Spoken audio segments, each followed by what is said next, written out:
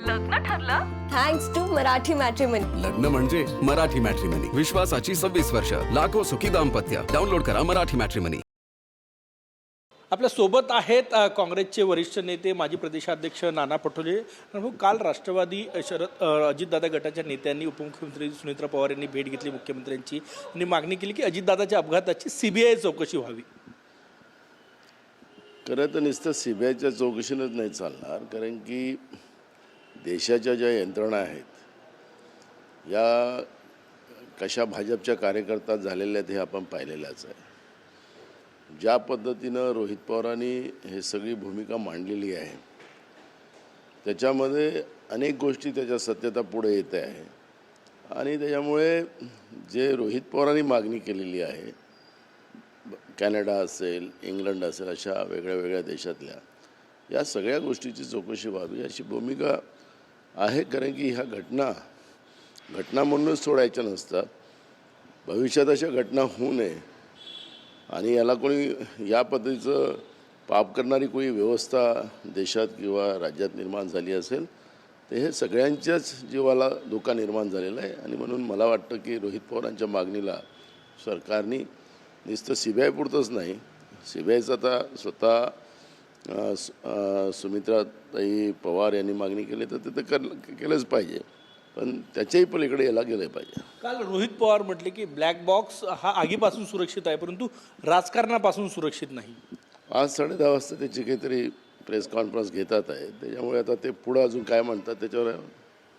मुंडवा जमीन प्रकरणामध्ये खरगे समितीचा अहवाल जो आहे तो सादर झालेला आहे, पण अजून तो अहवाल वास्तविक काय आलेला आहे ते अजून पुढं आलेलं नाही. ते अधिवेशनात पुढे येईल. आज काँग्रेसची बैठक आहे, काय सांगणार? बघा, पक्षाचं ज्या पद्धतीनं आत्ता झालेल्या निवडणुका आणि पुढच्या होणाऱ्या निवडणुकांच्या तयारीची ही बैठक आहे.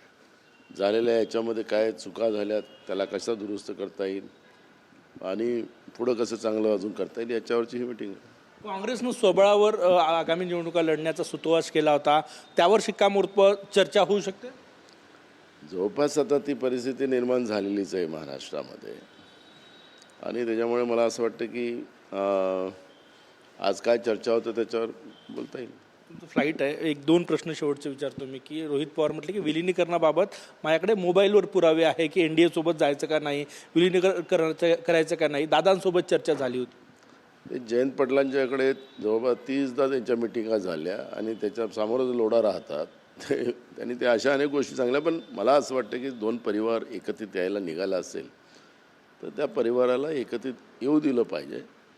त्याला कोणी अडवायची गरज नाही असं मला वाटतं. महाविकास आघाडीचा एक घटक पक्ष ते NDA सोबत जाईल ना. मग नाही, त्यांच्या पक्षाचे निर्णय त्यांना घ्यायचे आहेत. त्याच्यामुळे मला असं वाटतं की 2 परिवार एकत्रित येत असतील तर त्याला विरोध करण्याचं कारण नाही. नुसतं राजकारणासाठी जगायचं नसतं. आमचं राज्यच हे कुटुंब पद्धतीनं जगतं, त्यामुळे कोणते कुटुंब एकत्रित येत असतील तर त्याला विरोध करण्याची काही भूमिका नसली पाहिजे. राजकारणाच्या जागी राजकारण होत बसेल. चंद्रपूरमध्ये सत्ता सगळ्यात जास्त नगरसेवक येऊन सत्ता आली नाही, त्याची चर्चा आजच्या बैठकीत होऊ शकते. होऊ शकते. त्याला काही ज्या पद्धतीनं सुरुवातीपासूनच तिथं आपल्याच कॅन्डिडेटमध्ये विभाजन करण्याचं काम झालेलं आहे त्यावर चर्चा होणार. कारवाई होऊ शकते पुन्हा. नाही, आता बघू. आता प्रभारी येतात आहेत, प्रभारी काय बोलतात त्याच्यावर त्या सगळ्या गोष्टीकडे आमचं लक्ष आहे. शेवटचा प्रश्न, उद्धव ठाकरे यांच्या शिवसेनेसोबत आगामी निवडणुका लढणार की काँग्रेस स्वबळावर लढणार आहे? नाही, आज चर्चा होईल. त्याच्यामध्ये चर्चेच्या अंतीच त्याला निर्णय घेतला जाईल. कॅमेरामॅन सचिन सायमसह गजानन माटे, TV9 मराठी, नागपूर. लग्न ठरलं थँक्स टू मराठी मॅट्रिमनी. लग्न म्हणजे मराठी मॅट्रिमनी. विश्वासाची 26 वर्ष. लाखो सुखी दाम्पत्य. डाउनलोड करा मराठी मॅट्रिमनी.